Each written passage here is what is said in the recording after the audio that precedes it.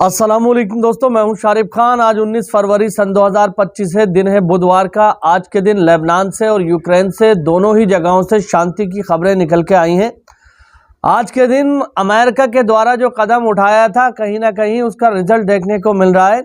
एक तो लेबनान के अंदर से इजरायली आर्मी पूरी तरह से निकल गई है, सिवाय 5 पॉइंट्स को छोड़कर, जो पहले से तय किया गया था कि लेबनान के इन पॉइंट्स पर इजरायली आर्मी बनी रहेगी।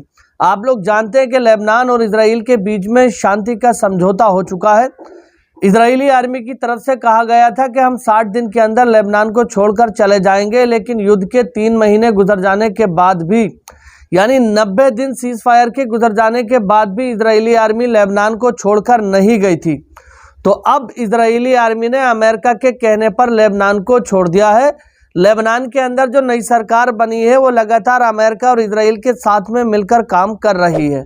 इजरायली आर्मी के लेबनान के वापस जाने के बाद, जब लेबनान के वो लोग जो बाहरी क्षेत्रों में जाकर बस गए थे, वापस से लेबनान की राजधानी बैरूत और आसपास के एरियो में लौटने लगे, उस समय इजरायली आर्मी के ड्रोन उनकी ताका झाकी कर रहे थे, जो दुनिया के सामने ये देखने को मिला कि किस तरह से लेबनानी लोगों को डराना चाहता था इजराइल, लेबनानी लोगों को धमकाना चाहता था इजराइल, लेकिन लेबनान के लोग फिर भी अपनी जगहों पर वापस सही सलामत पहुंच चुके हैं।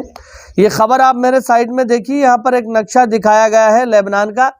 इस नक्शे के अंदर ये दिखाया गया है कि ये 5 ऑब्जर्वेशन सेटअप रहेंगे इजराइल के लेबनान में, लेबनान के सीमावर्ती इलाकों में। लेकिन पूरी तरह से इजरायली आर्मी लेबनान के अंदर से निकल चुकी है, वहां से वापस जा चुकी है। लेबनान की सरकार की जो ऑफिशियल मिलिट्री है, वहां पर उन लोगों का एस्टेब्लिशमेंट हो चुका है। अमेरिका के द्वारा इजराइल को ये टाइम दिया गया था कि हम ये चाहते हैं कि इजरायली आर्मी लेबनान को छोड़कर चली जाए और डिप्लोमेसी के थ्रू, यानी राजनीतिक और रणनीतिक तौर पर लेबनान से बातचीत की जाएगी। अब इजरायली आर्मी लेबनान से निकलकर जा चुकी है, लेकिन लेबनान के लोगों का कहना है कि लेबनान के अंदर नए बैठने वाले हुक्मरान कहीं ना कहीं इजराइल और अमेरिका के नुमाइंदे हैं।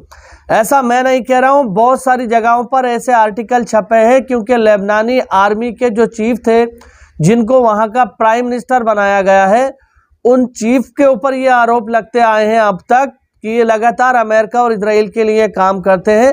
लिहाजा इजराइल इसीलिए माना है कि उसने अपने नुमाइंदे लेबनान के अंदर बिठा दिए हैं।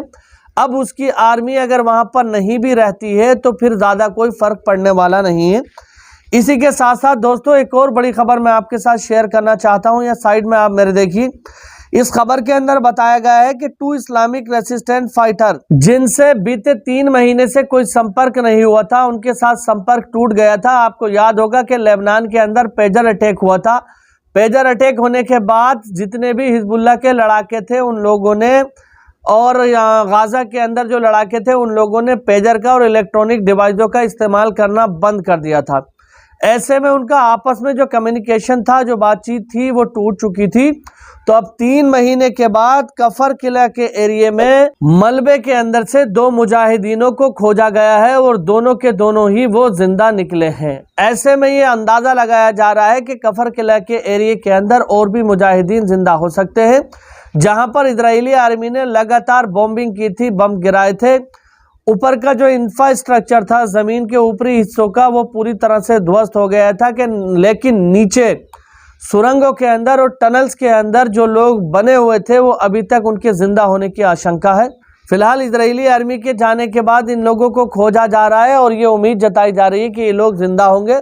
या साइड में आप मेरे देख सकते हैं, अलमनार का अखबार के अंदर ये खबर छपी है और पूरी इस बारे में जानकारी दी गई है कि कैसे लेबनानी लोग वहां पर सर्च अभियान चला रहे हैं। अब दोस्तों, इसी के साथ साथ एक और खबर मैं आपको बता दूं। लेबनान की जो ऑफिशियल आर्मी है, वो लगातार अलग अलग जगहों पर कंट्रोल ले रही है इजरायली आर्मी के जाने के बाद। उसी में एक जगह पड़ती है जहां पर इजरायली आर्मी का एक फ्लैग, यानी एक झंडा लगा हुआ था, जहां पर लेबनीज आर्मी आती है और उस झंडे को फाड़कर नीचे फेंक देती है। यह साइड में आप मेरे देखिए, an element of the Lebanese army tears the Israeli flag and throw it to the ground after the occupation withdraw from one of the town in South Lebanon। यानी साउथ लेबनान के हिस्से से भी Israeli army जा चुकी है। ये खबर इस बात की पुष्टि करती है कि लेबनान के ज़्यादातर हिस्सों को इजरायली आर्मी छोड़ चुकी है और वापस से इजराइल में दाखिल हो चुकी है। हालांकि लेबनान और इजराइल के बॉर्डर के जो 5 मेजर पॉइंट हैं वहां पर इजरायली आर्मी सर्विलेंस के लिए अभी भी बनी हुई है। इसी के साथ साथ आपको ये भी बताता चलूं कि सऊदी अरब के अंदर रशिया और अमेरिका के बीच में बातचीत चल रही है। सऊदी अरब ने रशिया और अमेरिका के बीच में एक मीटिंग फिक्स कराई है, जहां पर दोनों ही देशों के डेलीगेशन पहुंचे हुए हैं और यूक्रेन के अंदर जो युद्ध चल रहा है उसमें पूर्णतः विराम लगाने की बातचीत चल रही है। हालांकि यूक्रेन इस बात से नाराज है कि अगर हमारे देश के अंदर हमारी जंग को जबरन रोकने की कोशिश की गई तो इस बात को हम नहीं मानेंगे। इसी के साथ साथ ज़ेलेंस्की के द्वारा कहा गया है, जो यूक्रेन के राष्ट्रपति हैं, उन्होंने कहा है कि अगर शांति समझौता हो रहा है तो उसमें यूक्रेन को इनवाइट क्यों नहीं किया गया।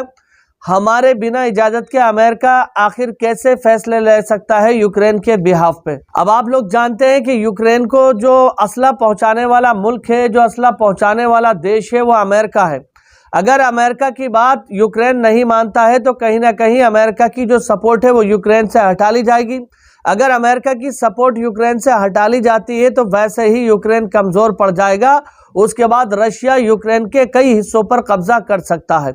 तो सऊदी अरब ने मेहमान नवाजी की है इस समय यूएस की और रशिया की, दोनों के डेलीगेशन के साथ बातचीत चल रही है और यह अंदाज़ा लगाया जा रहा है कि आने वाले कुछ दिनों के अंदर यूक्रेन में पूर्णतः युद्ध विराम हो सकता है, जिसके बाद रशिया को ये इख्तियार दिया जाएगा कि जिन हिस्सों पर रशिया का अभी यूक्रेन में कब्जा है वो वहां पर बना रहेगा। फिलहाल आने वाले दिनों में पता चलेगा क्या यूक्रेन इस बात को मानता है या अमेरिका से अपने आप को अलग कर लेता है। आप लोग जानते हैं कि यूरोप के कुछ ऐसे देश हैं जो सीधे तौर पर यूक्रेन की मदद करने को तैयार हैं, जो सीधे तौर पर यूक्रेन की मदद कर रहे हैं बिना अमेरिका की सपोर्ट लिए हुए। फिलहाल दोस्तों ये आज की कुछ ताज़ा तरीन अपडेट थे जो एक एक करके मैंने आपको बताए।